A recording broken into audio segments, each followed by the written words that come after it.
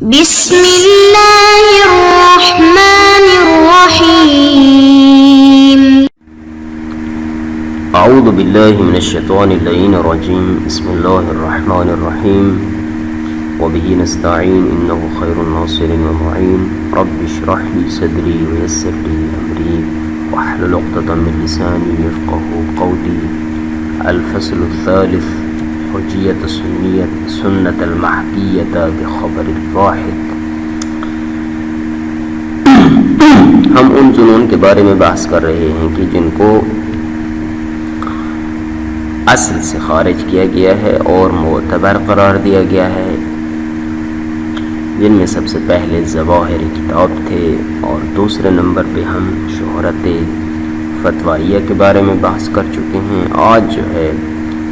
ایسی سنت کے بارے میں بحث کریں گے کہ جس کو خبر واحد کی مدد سے حکایت کیا گیا ہے، یعنی سنت ہم تک پہنچی ہے مگر از طریق خبر واحد۔ یہاں پر اگر خلاصتاً عرض کروں تو تین چیزوں کو ہم یہاں پہ مختصر ڈسکس کریں گے۔ سب سے پہلے سنت کیا ہوتی ہے، پھر خبر کی کیا کیا قسمیں ہیں، اور اس کے بعد آخر میں خبر واحد کا حکم کیا ہے۔ اگر ہم سنت کی بات کریں تو یہاں پر علماء اہل سنت کو ایک معنی میں لیتے ہیں، اور علماء اہل تشیع سنت کو تھوڑے ایک وسیع مفہوم کے ساتھ قبول کرتے ہیں۔ ان کے نزدیک سنت جو ہے وہ ایک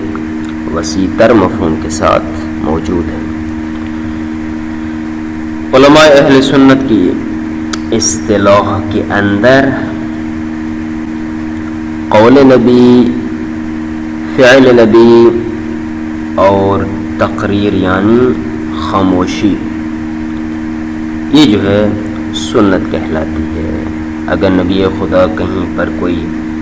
خود کام انجام دیتے ہیں، البتہ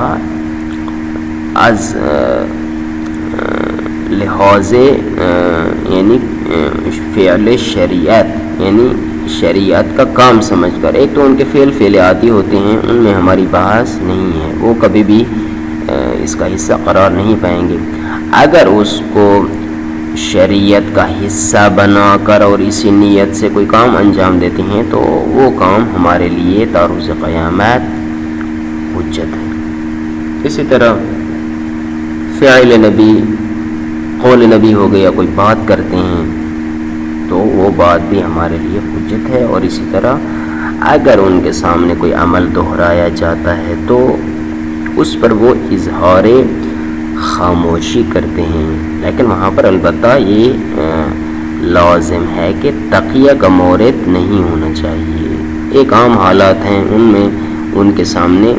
ایک کام انجام دیا جاتا ہے اور وہ اگر روکنا چاہتے، قدغن لگانا چاہتے تو لگا سکتے تھے، مگر خاموش رہے۔ اب حجت خدا کا کسی مسئلے پر خاموش ہو جانا جبکہ وہ اختیار بھی رکھتے ہوں تو دلیل ہے کہ وہ حجت ہے، یعنی وہ آئندہ آنے والے لوگوں کے لیے بھی یہ کام حجت قرار پائے گا۔ اب جو اہل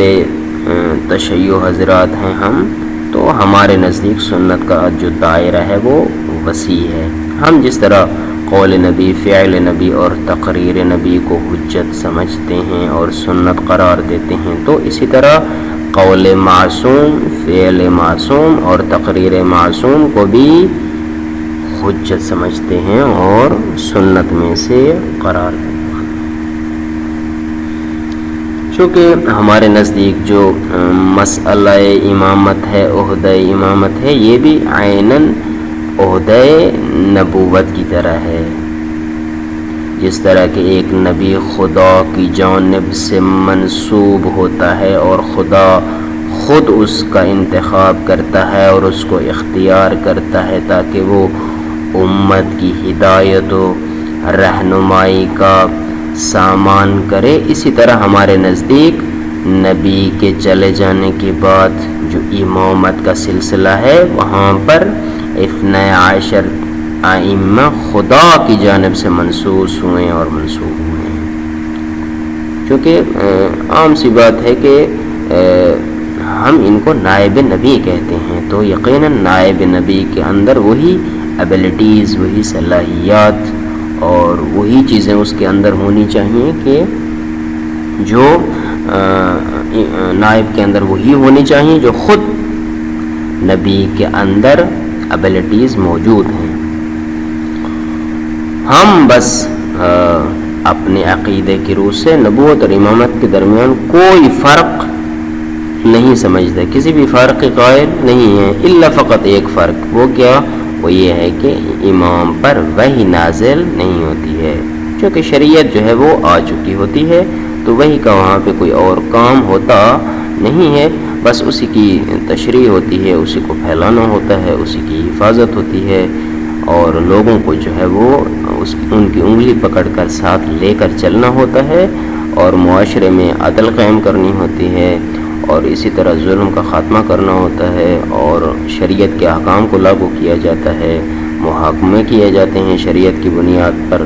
اور سنت کا احیاء کیا جاتا ہے، حلال کو جو ہے وہ اجاگر کیا جاتا ہے، اور حرام کو جو ہے وہ اس کے خلاف جنگ کی جاتی ہے. تو یہ سارے کے سارے جو کام ہوتے ہیں وہ ایک امام علیہ السلام کے ہاتھوں ہی انجام پاتے ہیں. بس ہم اس اعتبار سے ائمہ علیہ السلام کو راویوں کی لسٹ سے خارج کرتے ہیں، اگرچہ وہ اپنے اجداد سے روایات کو نقل کرتے ہیں، لیکن ہم ان کو روات میں سے شمار نہیں کرتے ہیں، بلکہ ان کی لسان نبی ہے، ان کی تبلیغ عیناً تبلیغ نبی ہے. کیا یہ ایسا ہو سکتا ہے کہ ایک شخص جو ہے وہ نبی نہ ہو مگر اس کے باوجود بھی اس کو اللہ تعالیٰ اس انداز میں علم عطا کرے، عہدہ عطا کرے، حکمت عطا کرے اور یہ مرتبے عطا کرے؟ تو ہو سکتا ہے. کیوں؟ اللہ تعالیٰ خود جو ہے وہ حضرت موسیٰ علیہ السلام کے جو مصاحب جناب خضر تھے وہ نبی نہیں تھے، لیکن پھر بھی حضرت موسیٰ علیہ السلام سے زیادہ علم رکھتے تھے، تو خود حضرت موسیٰ علیہ السلام ان سے سیکھنے گئے. البتہ چونکہ جو خدا کے علاوہ ہیں تو اب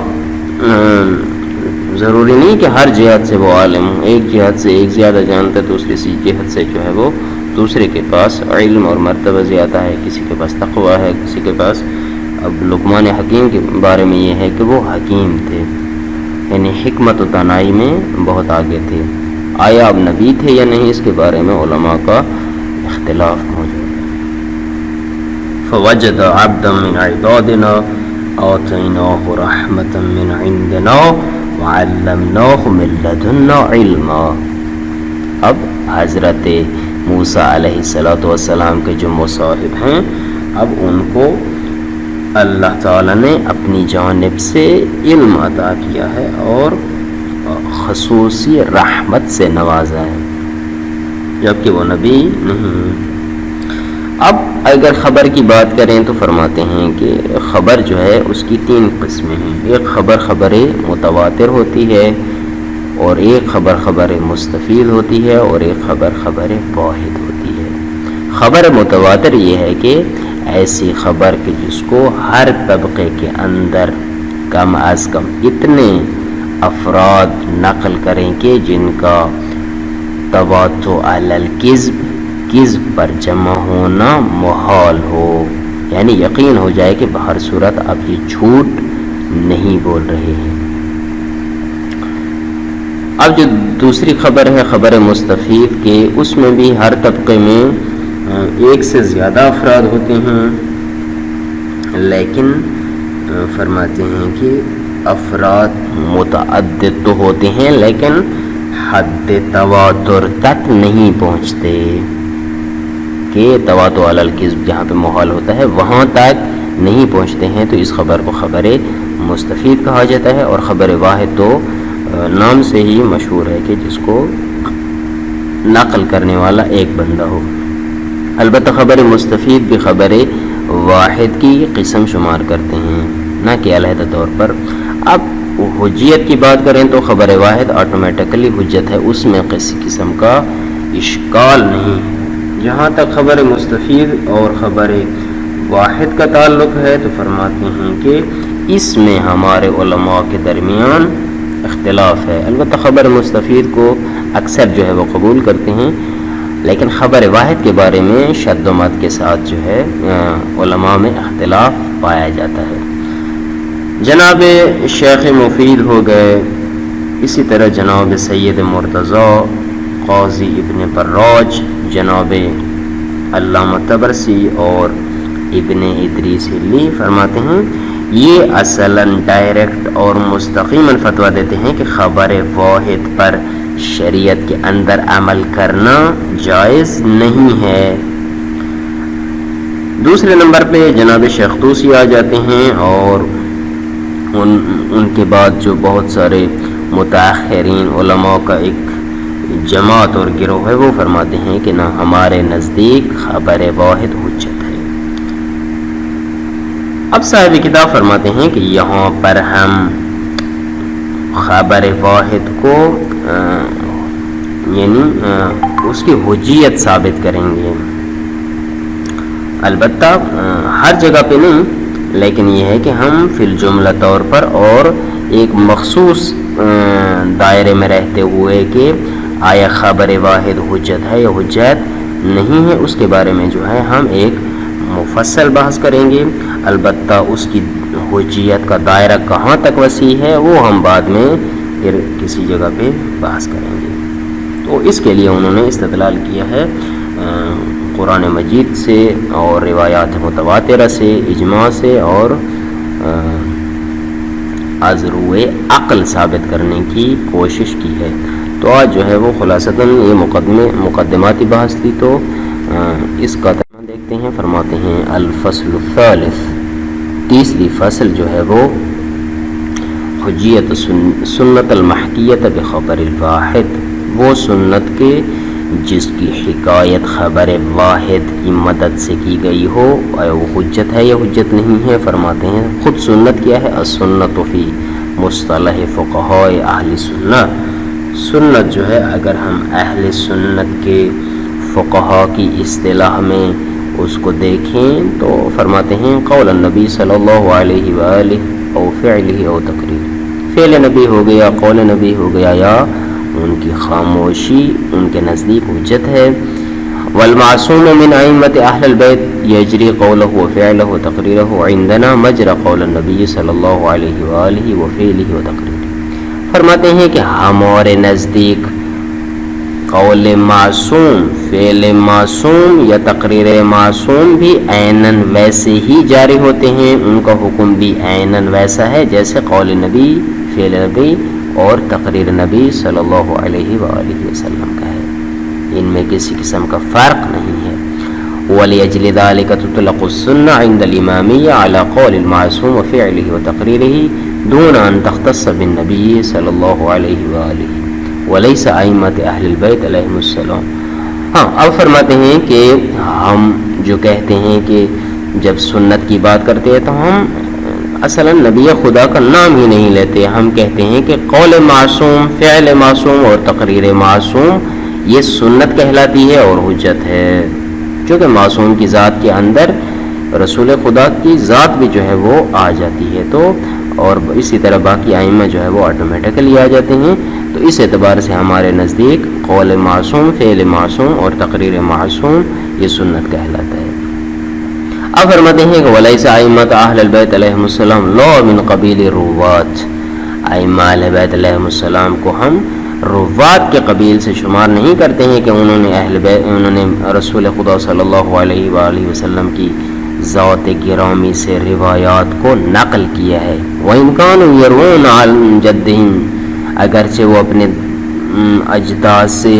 اجداد سے جو ہے وہ روایات کو نقل کرتے ہیں، لیکن ہم ان کو روات سے شمار نہیں کرتے ہیں۔ بل ہم المنصوبون من اللہ تعالی علی لسان نبی، بلکہ نبی خدا کی زبان سے اور ان کے اعلان سے یا خدا کی جانب سے منسوب ہوتے ہیں، خدا ان کو نصب کرتا ہے، خدا ان کو یعنی منتخب کرتا ہے، اور سلیکشن جو ہوتی ہے اصل وہ خدا کی جانب سے ہوتی ہے، لیکن نبی خدا ان کا اعلان فرماتے ہیں بتبلیغ الاحکام الواقعیہ، اس وجہ سے تاکہ وہ احکام واقعیہ کی تبلیغ فرمائیں۔ فقد رزق من جانبہ سبحانہ علما لصالح الامت، پس ان کو ائمہ علیہ السلام کو عطا کیا جاتا ہے خداوند منان کی جانب سے علم، کہ جس علم کی بنیاد پر وہ امت کی اصلاح کرتے ہیں، کما رزق مصاحب النبی، جس طرح کہ جناب